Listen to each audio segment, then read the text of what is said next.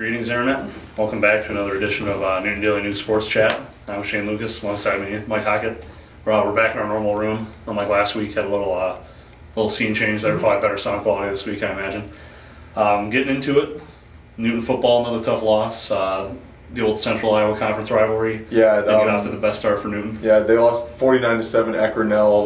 One of the worst losses they've had in the past few years. It was 42-7 at halftime. It was just Grinnell got out to a 14-0 lead real early. Newton got back right in it with a touchdown, make it 14-7, and at that point it kind of looked like they were going to stay competitive. But then Grinnell just kind of steamrolled it from there. Just a lot of big passing plays. One of the receivers had, I think it was 205 yards, 2 touchdowns on just 4 receptions. So, yeah, Newton got gashed kind of early and often in that first half. That was kind of a battle of, Grinnell's a very experienced team, aren't they? Especially, the skill position, quarterback, receiver, compared to Newton, who's very young throughout the field. At quarterback, I know there's some people that think he's capable of being a big-time college quarterback. I mean, he's 6'5", I think he's 210 pounds, so, I mean, he's your prototypical quarterback you want. And, they run a spread offense with 4 wide receivers that can all do things with the ball, so that offense is almost impossible to stop if you don't have the right personnel. And then you saw kind of a similar game just the other way around for Linville-Sully, just kind of steamrolled Southeast Warren. Yep, that's right. 61-0 was the final. Basically, I think it was 12 or 18 seconds in. I can't remember. They scored their first touchdown. It was just kind of on from there.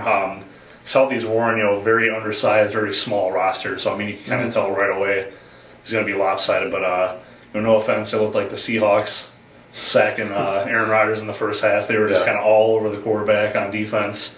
Offensively, they were mixing it up, running the option, passing. Bailey Sampson and Caden Dollars were running people over. So yeah, overall it was a quick game. Pretty impressive for Linville-Sully. I think after their win a couple weeks ago over BGM, and then this one, they're kind of hitting their stride. They're rolling a little bit, especially that non-conference schedule. They had Pella Christian, obviously a 1A school, and then Pekin was their other loss. I mean, obviously 2 good opponents, so it seems like they're really kind of back in their groove now after those games. Yeah, and Pella Christian, it seemed like they lost a little bit of mojo from that one, because I guess that was kind of a big rivalry for them. They wanted to win it, so. After that one, they may have kind of fallen off a step or two, but they're definitely clicking now.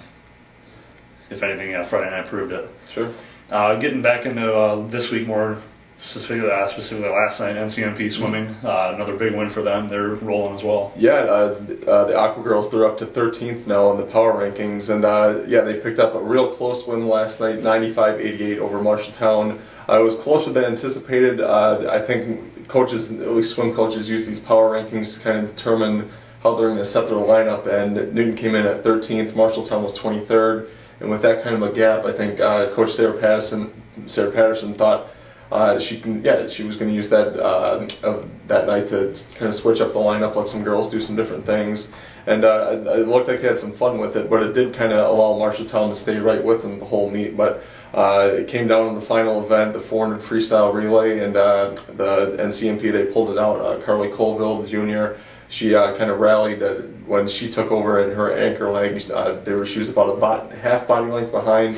Then she just turned on the burners and closed it out for the win. So it was a pretty exciting meet, and I know they're happy being 7-0 in dual meets. And another thing to note, freshman Samantha Hedrick set a school record in the 100 butterfly. So to do that as a freshman, she's going to be a good one.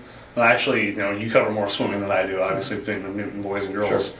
I'll just talk about kind of that environment. I've covered a few in my day, just especially for that last race when things are tight like that. I mean, it can get as crazy as a football, basketball game, especially in those pools with all that echo and everything. Exactly. So just kind of talk about that. Just no matter what pool you're in, just the acoustics in there, it's just every sound echoes. So the sound is just amplified so much, and especially for those relays when everyone's screaming, and a meet like that where it comes down to whoever's going to win that race is going to win the night. So everyone was just screaming, and everyone was cheering each other on, and it's just a great atmosphere when something like that happens. And then the other big Newton event last night, cross country was in action again at Knoxville. Just Grace Cohen just keeps on winning. Yep, got my first look at Grace Cohen, covering them this year. Just as impressive as she is on paper. Sure. Kind of that same strategy she's been having, where kind of sticks with the pack for a little bit. Then it's at Pine Knolls Country Club, real hilly there. Yep. It was hot yesterday, really hilly. and they kind of disappear behind some hills. She's with the pack. Next time they come over hill, she's all by herself, about 2 minutes in front of the pace. So, yeah, she's definitely something special to watch. Pretty impressive. The boys as well had a very good race. Christian Lobe, I forget how you say it. I think it's Lobby, yeah. Lobby, yeah. I get it mixed up. well, good thing we know. Yeah, third place for him. Cooper McDermott, not far behind. I believe he had a top 10 finish as well. So, overall, good meet for Newton. Area teams, Linville, Sully, and PCM were also there. Rachel Peter for PCM, continuing her strong year. Close to top 10 just about every race. Linville Sully girls, Corey Rice, she's had a few top 10s here lately as well. So overall, pretty good meet for the whole county. And that for Linville Sully, it's a meet where they're basically one of the smallest schools there. I mean, competing obviously against like Newton, a 4A school. So, I mean, it's just good experience running against some big competition for them. Yeah, I believe that was their last one for the year against those bigger schools. So from here on out, it's going to be, kind of similar size schools till they get to conference districts, that kind of thing. So could be a benefit to them. Then just other area action last night was in volleyball. Linville Sully, they picked up another win. It was their third in a row, their second 5-set win in a row. So I know they're feeling pretty good. I think that puts them over 500 for the season now. CMB, they also they swept Sadell, and then Colfax Mingo picked up, or they lost a match. I think they're 0-13 on the season now. So I know a lot of people are kind of pulling for them to get their first win of the season, hopefully real soon. And then just that brings us to Friday's football games coming up. Obviously, we'll start with you. You're going to see Linville Sully again. They're at Pleasantville. Just do you see them kind of keeping this momentum going? I think it could be a very similar game as this past Friday. Pleasantville's 0-5. Not quite in the same boat as Southeast Warren was. A bigger roster, closer games on their schedule so far. Similar opponents.